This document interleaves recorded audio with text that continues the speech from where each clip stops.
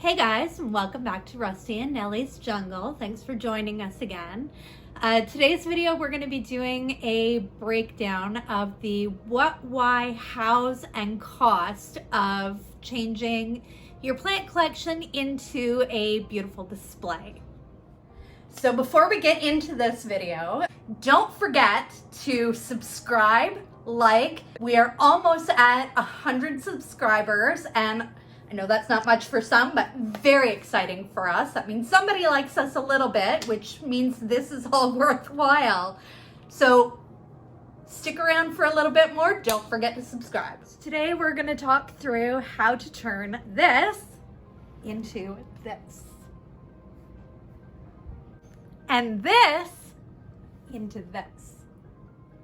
And that into this. And this into this. Oh good, you're still here. Okay, so our tendency when we first start collecting plants, as with anything we collect, is to try to minimize the amount of space that they're taking up in our house. And so we go and we get shelves and we plunk our plants on the shelves as best as they can fit. I myself am not really a shelf person. I like being in the garden. Even when I'm inside, I like to feel like I'm still in the garden. So I sat and I looked at our collection of potted plants sitting in various locations around the house, and I couldn't handle it anymore. It just didn't look like they were in as close to their natural environment as possible. We want our plants to thrive, not just survive.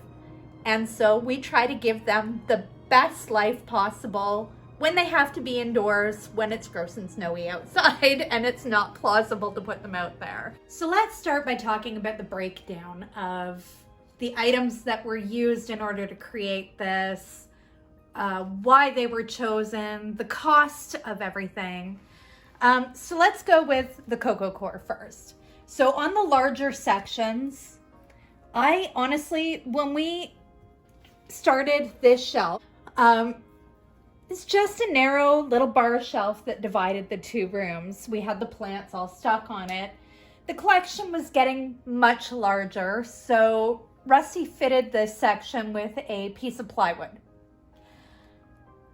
Not as appealing to look at and distracts from the beauty of the plants themselves. And that's not what we want when we're looking at this collection. We don't want to look at plants all jammed together on a shelf and it becomes overwhelming with leaf care, with watering, with checking for pests, because you're constantly having to take it apart and then sit them all back together, and some plants get blocked, and it's not really what we envision when we start these beautiful collections. Most of us, when we start them, we're thinking of that beautiful plant living in the jungle, and we want that same beauty. So the coco coir, this can actually be found in rolls at your local hardware shop. For me, it was Home Hardware. It was $4.69, I think, per yard or per foot. So each time I only bought twice, but I got 10 feet each time, so about $40 each purchase. And just covered this to just make it a little bit more natural. You can use anything that you want. You can go to the dollar store, get moss, cover it. You can just use whatever fits into your budget and your vision for what you want your display to look like. This is what I chose to go with, just because I found it super simple to cut a piece that was the right length, wrap it over, staple it on, and there's my base for my display. The driftwood, we already had a bunch of driftwood that we had used out in the garden. We just went for walks along the waterfront and found shapes of driftwood that were just sitting there cluttering up the water's edge. And the ones that we found most intriguing, we collected. It was actually a great couple's day. So, you know, if you want to get some driftwood to add to your display, it doesn't cost you anything for the wood itself to just go for that outing, have a great time. You're enjoying the outdoors. This is part of our plant love, is that we love the fresh air too. And we just brought it home, sat it in the sun for a little while. It was during the summertime. Let it dry out. And then Rusty shellacked the wood to just kind of preserve it, keep it from rotting, keep any pests or anything from happening there. And it gives it this beautiful shine. So it almost looks like wet wood all the time. And you know that feeling that you get when you're walking outdoors and it's just after that fresh rain and everything looks so clean, and it just makes you feel more in touch with nature when you're looking at all this beauty. And so that's kind of the vibe that we went through. There's a couple of them that don't have the shellac on them, but I just really, really liked the natural look that they had. A can of shellac was a little bit pricier, about $60. We also really like to implement rock, because in nature, you're gonna see those rocks and those hills, and when you look at all those tours of the jungle, or when you go through a botanical garden, you're gonna see all that natural rock work that's in there with the plants growing up it and the water dripping down, and it builds into that natural environment. So this river rock, I mean, you can go and collect the rock off of any beach that allows you to take the rock from it. There are some that you're not allowed to do that. We just went to a landscaping company locally. It was like $7 for a bag of them. Really heavy when they're in the bag, by the way. And again, just coated with shellac. This one wasn't fully done, but if you see this side here, it's kind of bland. You can tell it's dry. It's, you know, it's a rock. But when they have the shellac on them, they have this beautiful sheen that brings out all the designs and colors in them, and also gives it that slightly wet look. So again, when you go for a walk through a jungle, or you look at the videos of the jungles online or whatever, generally, I mean, it's gonna rain several times a day. Maybe only for a few minutes, but things have that beautiful natural wet look. And a lot of the rocks are shaded, so they'll take a long time to dry out, which is why it just, you know, it gives it that feel of, hey, it's fresh, it's new. With the base, with the driftwood, with the rocks, it still felt like there were empty spaces in it. Now, I don't know about the rest of you, but I am a little obsessed with those movies that have scenes with some ancient city that hasn't been discovered in forever, and you see all these beautiful carvings and these statues and how the plants have grown into the environment.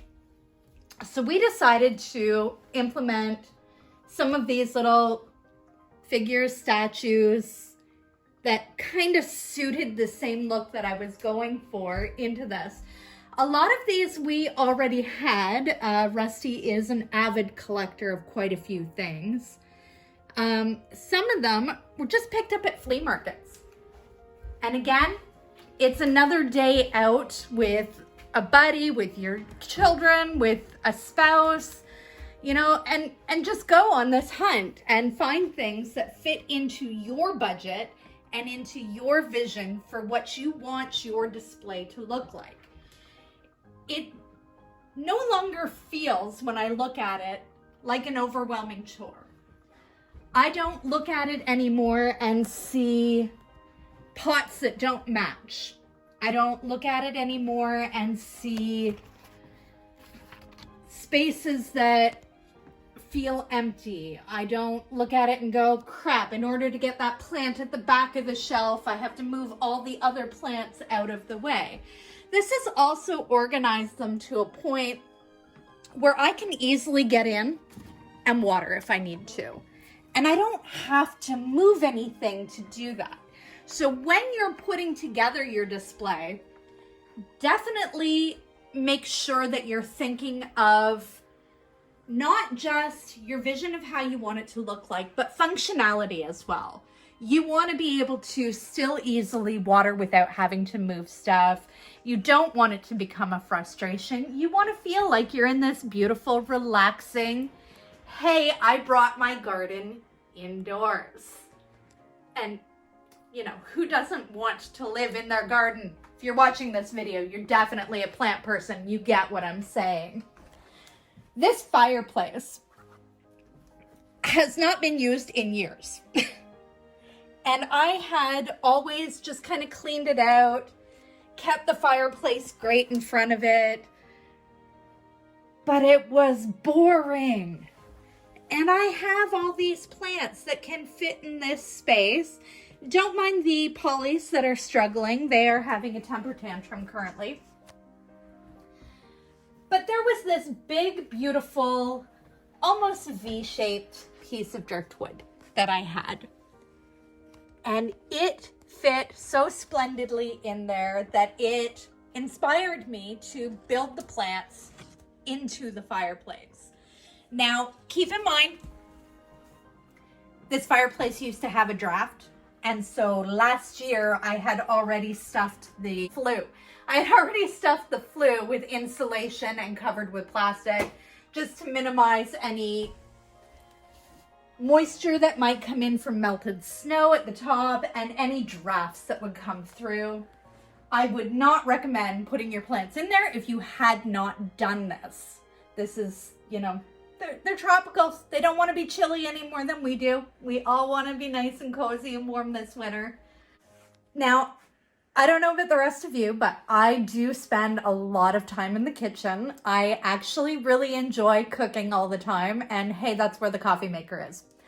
So I kept looking at all the plants that were sitting on my counter, and hey, great, they're pretty.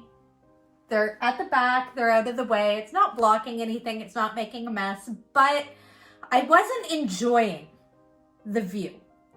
I wasn't able to appreciate the beauty of the plants themselves because there was a cluster of mismatched pots.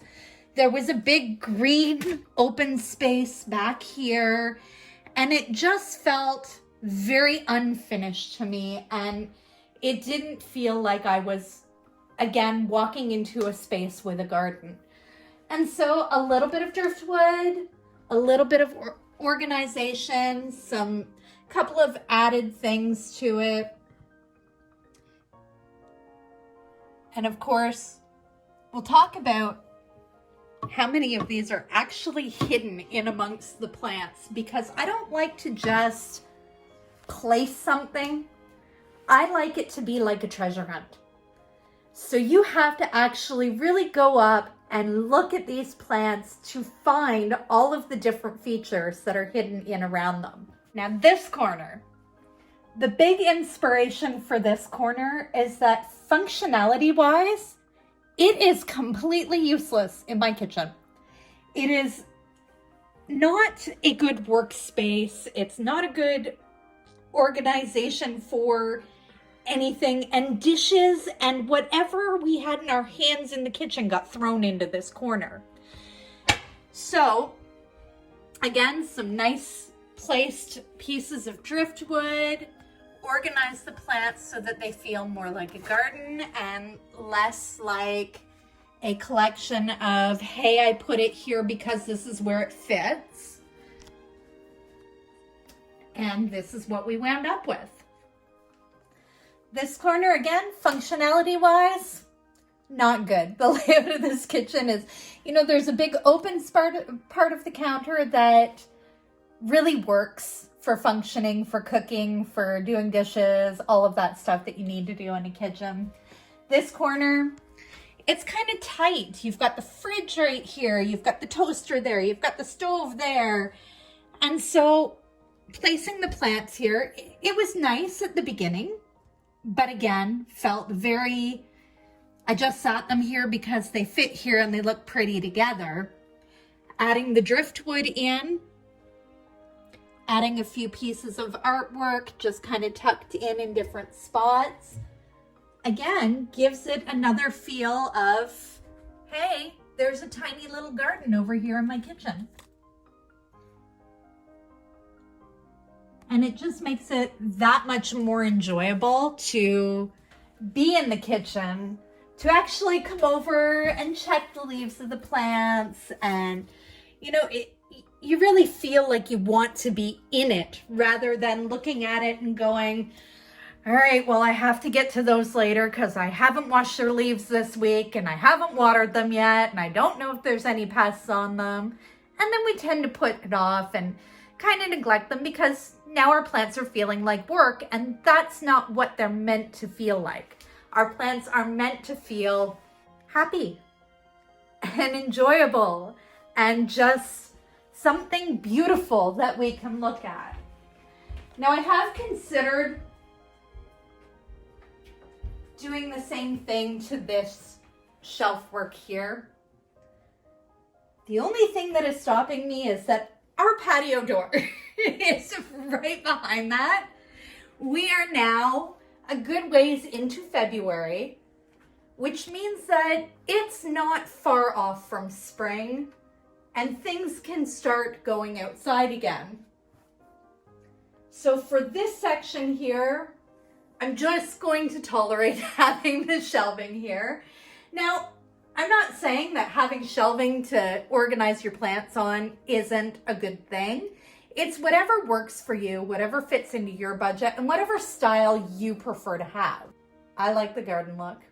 It's just me, and that's why we're having this discussion about the cost value, how we found the things that we did. I did forget to speak about, so you guys remember the trellis that was here? So literally this stupid little dollar store trellis that I had cut in half to be able to use against this narrow wall, because this baby, our spider's been hard at work. This baby is a climber and she loves having something against it. It looked fugly. This with one skinny little plant trying to grow up it. Looked god-awful. Rusty and I talked about it. I contemplated. I had several bags of moss that I had picked up from the dollar store. Literally $2 a bag, guys. I already have a hot glue gun.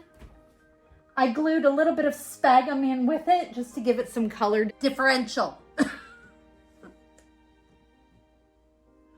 And so now it's actually blended into the entire display itself. This, sorry baby, this corner back here, literally just another doorway into the hallway. We already had some stuff cluttered in here. There is this enormous speaker back here that was taking up space, but it's kind of where it goes. So we started placing some of the other plants in here. And I realized that this section here could very easily be used as a raised garden above all these. Look at this. My Lord. Like, I'm not super tall, guys, but this is impressive. Okay, sorry, distracted. And so I took you in that other video when I did the Hoya corner out to go steal the driftwood from my rock garden out there, and I will find something else to replace that later on. And I've incorporated it so that it blends all of these designs in together, so it feels like one big garden as opposed to a patch of garden here, a patch of garden there. It's all blended in together now. But on top of this speaker, I do have some of the river rock in there. If you peek in around some of the plants, you can actually see that I've incorporated some of the artwork that we had as well. And my daughter used to have these black floating shelves sitting in her bedroom on her wall to store some of her stuff. Well, if you've watched some of the other videos, you know that when she moved out, her bedroom became a plant room. And it became inundated with succulents and shelves and grow lights. And yeah, when she comes home, she has to sleep on the couch. Poor baby, I do love her. But I had these floating shelves sitting around. They weren't useful anywhere else, but they did make a great blended in elevation for the plants. So when you are creating this, look around your house for items that you can incorporate into it that aren't going to cost you a single dime. I mean, all of us have this clutter of things that we've shoved somewhere that we don't know what to do with. Go into that pile. Look through that pile. See if you can incorporate it into the design that you have planned in your head. And then play with it. Move things around, sit things where you think they might look good, step back, take a look. Me, for myself, I placed a few things. I did video it while I was doing it, but in between all of those breaks of, okay, and now we're doing this, I sat down with a cup of coffee and stared at it for like a half an hour, just to see if the way that design was going was fitting into the picture that I had in my head. It's a great project to do. It is super rewarding to be able to actually feel like you are building a garden in the middle of winter inside your house. And I've watched lots of videos where people have went and got cabinets and done them up and have their plants displayed in there, and they've done some fabulous designs. For me, I had more space that I could work with. So this open terrarium feel was much more into what I wanted to see every day. Definitely go check out Nikki on Plants, Pots, and Whatnots. She has done an absolutely amazing cabinet design that is phenomenal.